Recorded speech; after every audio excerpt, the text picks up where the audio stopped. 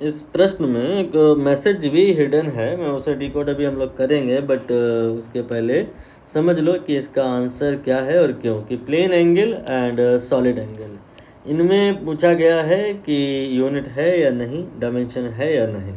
तो देखो, जैसे बात करूँ हम प्लेन एंगल की, तो आई थिंक आप नाम से समझ रहे होगे कि प्लेन एंगल एक प्लेन में बनता है। इसके लिए हमें एक सर्कल कंसीडर करना होता है। सर्कल आई थिंक एक प्लेन का ही फिगर है।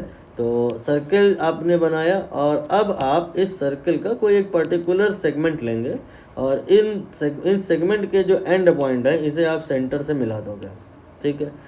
अब यहाँ पर ये जो बन रहा है इसे ही प्लेन एंगल कहते हैं। और इसको निकालने का जो टेक्निक होता है वो क्या, कि ए से बी तक का जो लेंथ है, सीधा वाला नहीं, सीधा वाला जो लेंथ है ये नहीं, ये जो कर्वेचर के साथ इंक्लूडेड लेंथ है, that is arc length. If you are getting confuse, आप इस पार्ट को कट करके इसको सीधा कर सकते हो।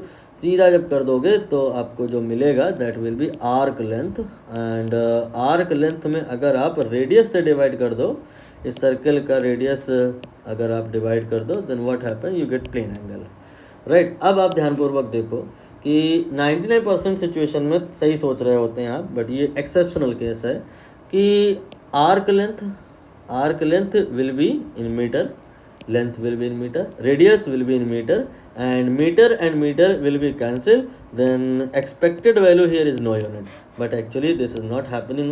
यहाँ पर मीटर को जो कैंसिल हम करते हैं, वो जो लिखते हैं उसे हम नो यूनिट नहीं लिखते हैं, उसे हम रेडियस लिखते हैं। मतलब ऐसा कह सकते हैं कि जिस चीज़ को हमको ये लिखना था कि उसकी यूनिट नहीं होती है, हम किसी कारणवश, कारण मैं अभी बता रहा हूँ, लिखते हैं क्या, रेडियन लिखते हैं।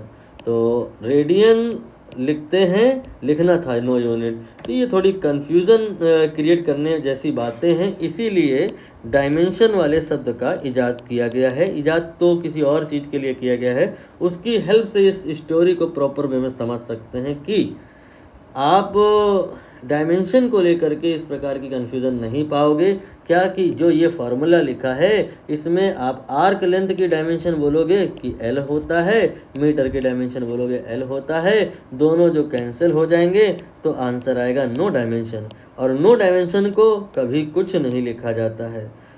तो इसका मतलब ऐसा संभव है कि कोई जो क्वांटिटी है जिसकी यूनिट नहीं आनी थी, असली में उसकी यूनिट थी, लेकिन डायमेंशन उसकी कन्फ्यूज़न में नहीं आएगी, डायमेंशन नहीं होगी। तो अगर सब कुछ साफ सुथरा चल रहा है तो कोई क्वांटिटी ऐसी संभव, मोस्ट ऑफ द क्वांटिटीज ऐसी होती हैं कि उनमें यूनिट नहीं तो डायमेंशन नहीं, डायमेंशन नहीं तो यूनिट नहीं। लेकिन exception always there. Example here is plane angle की अगर क्वांटिटी की हम बात करें लाइक प्लेन एंगल, तो उसमें डायमेंशन नहीं है लेकिन यूनिट है। तो इस क्वेश्चन को घुमा करके ऐसे पूछ लेते हैं लोग, क्या ऐसा संभव है कि अगले में डायमेंशन ना हो फिर भी यूनिट हो, अगले में यूनिट ना हो फिर भी डायमेंशन हो? तो दो में से एक बात पॉसिबल है कि अगर डायमेंशन ना हो still unit value is possible, unit is possible.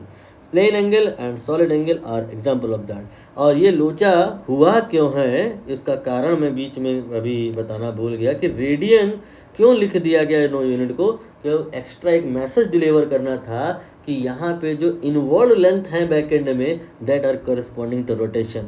And इससे ज़्यादा डिटेलिंग करने की नीड अभी इस चैप्टर में नहीं है, रोटेशन में आप और कर सकते हैं। फिलहाल इस क्वेश्चन के आंसर पॉइंट पर अगर आए तो plane angle and solid angle ये वो हैं जिनकी यूनिट होती है बट डायमेंशन नहीं होती है।